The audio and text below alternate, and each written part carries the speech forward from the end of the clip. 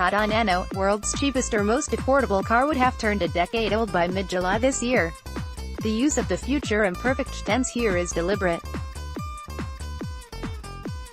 Even though the company has not officially said it, the last of the Nanos may have already been produced.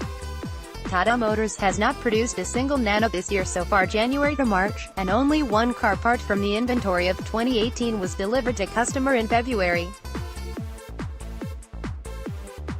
This marks a new low in the journey of the car that could never deliver on the hype that preceded its unveil in 2008 and launch the following year, forever dogged by perceptions of a cheap car and dwarfed by its overbearing 1 lakh rupees price tag. Sales of the Nano have always been underwhelming, but in the last few years, it has reduced to a trickle.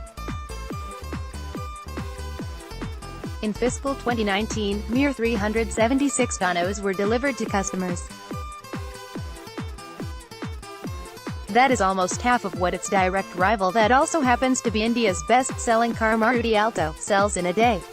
The lack of demand for the car is such that trying to produce it on a continuous basis in a factory no longer made sense. In June last year, Tata Motors decided to make it in the Sanand factory only if there were orders placed by customers.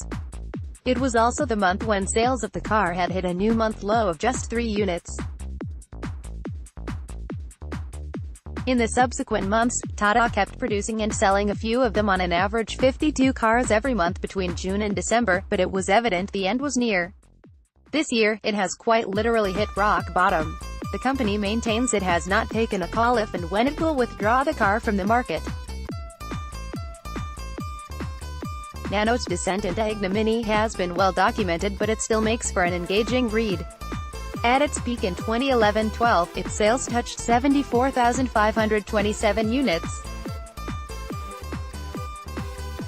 It has been a downward slide ever since, despite repeated attempts at propping it up, including giving it a full facelift with a Gen X Nano replete with an automatic transmission in 2015.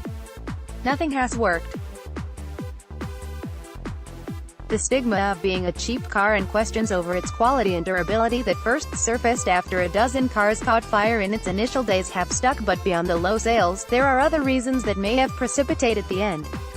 This month, India embarked on the implementation of new safety norms for cars, with anti-lock braking system becoming mandatory on all cars.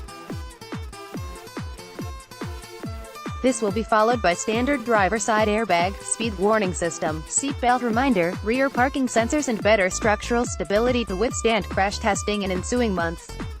In its current form, these features make Nano unsaleable in the market. It is one of the few cars in the country to not offer ABS and airbags even in its top-of-the-line variants. Upgrading it to meet these norms is possible, but needs investment, which does not make sense given the low volumes. Even cars like the Omni van from Maruti that still have takers, nearly 80,000 unit sales in fiscal 2019, have been discontinued as it did not make sense to upgrade them. Rumors of its end have circulated for quite some time, and even the hard optimists will struggle to make a case for the Nano now. Yet, given that it was a dream project of Tata Group Chairman Emeritus Ratan Tata, it is a sensitive topic in the boardrooms of Tata Motors. Most senior executives refuse to speak on the future of the car, and those who do are mostly defensive about it. Nano also found itself in the center of the controversy between Tata and former chairman of the group Cyrus Mistry in the end of 2016, when the latter alleged that the car had reached a peak loss of 1,000 crore rupees.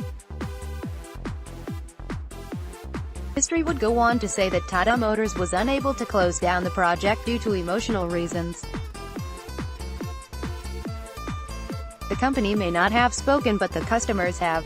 The first 3 months of this year clearly show that Nano has no takers in India. The official announcement of its end is merely a formality now. Also read, is India a developing country? America doesn't think so. Also read, India to be 4th largest private wealth market globally by 2028, says report. Let's block ads.